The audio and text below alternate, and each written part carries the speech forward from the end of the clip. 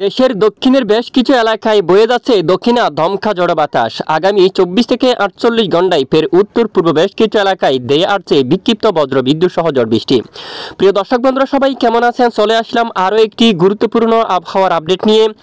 আগামীকাল শুক্রবার 14 মার্চ আগামী 24 থেকে 48 ঘন্টায় ফের রাজধানী ঢাকা বিভাগ থেকে শুরু করে দেশের উত্তরাঞ্চল, দেশের দক্ষিণাঞ্চল, পশ্চিমবঙ্গ সহ উত্তরবঙ্গ, আসাম, ত্রিপুরা এবং বাংলাদেশের 64 জেলার আবহাওয়া কেমন থাকবে, কোন কোন জেলাগুলোর উপর ভারী থেকে অতি ভারী ঝড় বৃষ্টিপাতের সম্ভাবনা থাকবে তা জানিয়ে দেব। পাশাপাশি পরবর্তী 7 দিনের মধ্যে বঙ্গোপসাগর বুকে কোনো ধরনের নিম্নচাপ তৈরি হওয়ার সম্ভাবনা আছে কিনা, এছাড়া উত্তর পূর্ব বেশ কিছু এলাকায় বৃষ্টিপাতের পূর্বাভাস দিয়েছে আবহাওয়া অধিদপ্তর।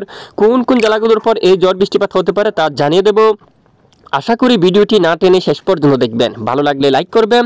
সবার আগে গুরুত্বপূর্ণ আবহাওয়ার লেটেস্ট আপডেট পেতে চ্যানেলটি সাবস্ক্রাইব করে পাশের বেল বাটনে ক্লিক করে রাখবেন। আর ভিডিওটি আপনি কোন জেলা থেকে লাইভ দেখছেন কমেন্ট করে জানিয়ে দিন। প্রিয় দর্শক বন্ধুরা, সরাসরি প্রথমে আমরা লাইভ স্যাটেলাইট ইমেজের উপর বর্তমান দেখতে পাচ্ছি সিলেট বিভাগের উপর কিন্তু প্রচণ্ড বেগে একটি মেঘ কিন্তু তৈরি হয়ে গেছে।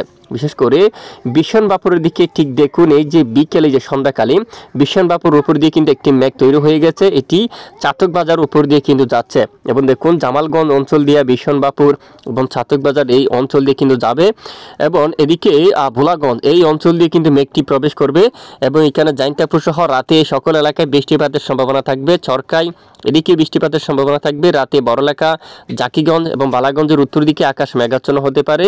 সঙ্গে সিলেট বিভাগের উত্তরের কিছু কিছু এলাকায় বিক্ষিপ্ত বৃষ্টিপাত থাকতে পারে এবং দক্ষিণে বৃষ্টিপাতের সম্ভাবনা নেই।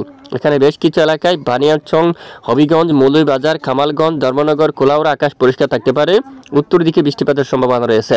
পাশাপাশি কিশোরগঞ্জ আংশিক মেঘলা আকাশ, কাপাসিয়া, ঢাকা সামান্য মেঘের আনাগোনা, ফরিদপুর পরিষ্কার আকাশ, নাগারপুর এখানে আকাশ পরিষ্কার।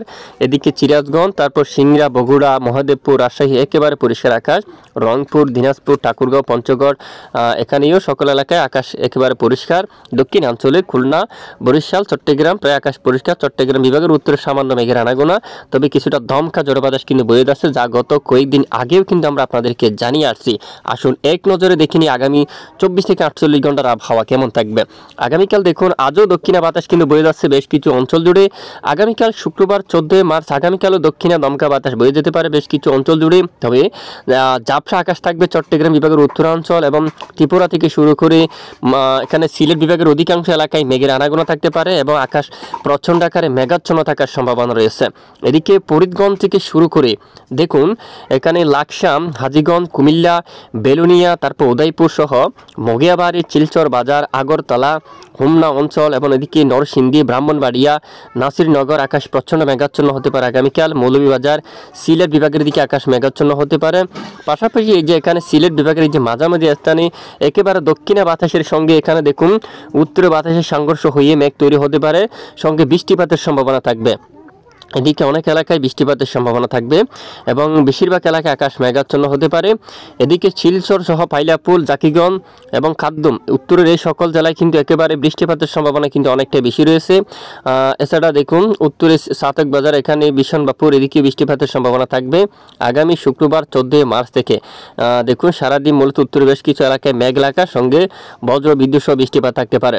এবং দক্ষিণ অঞ্চলের আবহাওয়া কেমন থাকতে পারে আগামীকাল এখানে যদি দেখি এখানে খুলনা বিভাগের আকাশ প্রায় পরিষ্কার থাকতে পারে। বরিশালের দিকেও আকাশ প্রায় আংশিক মেঘাচ্ছন্ন পরিষ্কার থাকতে পারে। চট্টগ্রাম বিভাগের উপর সামান্য মেঘের আনাগোনা থাকবে, ঝাপসা আকাশ থাকতে পারে।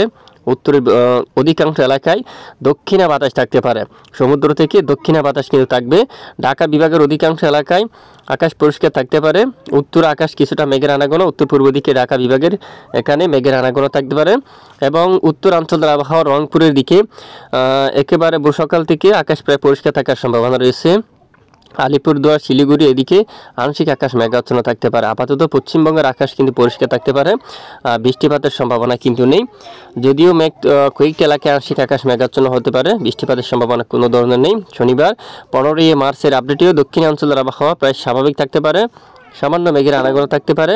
উত্তরাঞ্চলের আবহাওয়া যদি দেখি, একেবারে ভোর সকাল থেকে শুরু করে যে বিকেল 3টার সময় আকাশ মেঘলা হতে পারে, সঙ্গে বৃষ্টিপাত থাকতে পারে কিছু কিছু এলাকায়। মৌলভীবাজার এখানে একেবারে সকাল সকাল, লাখাই, মাদাম, বিশনবাপুর, কাকড়াছড়ি, এই সকল এই যে কিশোরগঞ্জ এই অঞ্চল দিয়া বৃষ্টিপাতের সম্ভাবনা থাকবে, যা বেলা বাড়ার সঙ্গে সঙ্গে আবারও আকাশ পরিষ্কার হয়ে যাওয়ার সম্ভাবনা দেখা যাচ্ছে। এবং দক্ষিণাঞ্চলের আকাশ আংশিক মেঘলানি পরিষ্কার থাকতে পারে। শনিবার 15 মার্চও দেশের দক্ষিণের অধিকাংশ এলাকায় দক্ষিণা বাতাস কিন্তু বয়ে যাওয়ার সম্ভাবনা কিন্তু দেখা যাচ্ছে, দেখুন এক নজরে। এবং পরবর্তী 7 দিনে বঙ্গোপসাগরের দিকে যদি আমরা একটু লক্ষ্য করি, দেখুন বঙ্গোপসাগরে একটি ঘূর্ণন কিন্তু রয়েছে, তবে তেমন শক্তিশালী না। এখানে কিন্তু বৃষ্টিপাতের সম্ভাবনা নেই। বঙ্গোপসাগরে আপাতত কোনো ধরনের বৃষ্টিপাতের সম্ভাবনা নেই। যদি পরবর্তীতে বৃষ্টিপাতের আভাস পাওয়া যায় জানাবো। তবে নতুন করে 20 তারিখের দিকে আবহাওয়ার আরও একটি নতুন পরিবর্তন কিন্তু আসতে পারে, তখন কিন্তু আবারও বেশ কিছু এলাকায় বৃষ্টিপাতের সম্ভাবনা থাকবে। তবে আমরা পরবর্তীতে জানাবো, সঙ্গে থাকবেন। এই হচ্ছে আজকের আবহাওয়ার রিপোর্ট। এটুকু সঙ্গে থাকার জন্য অসংখ্য ধন্যবাদ।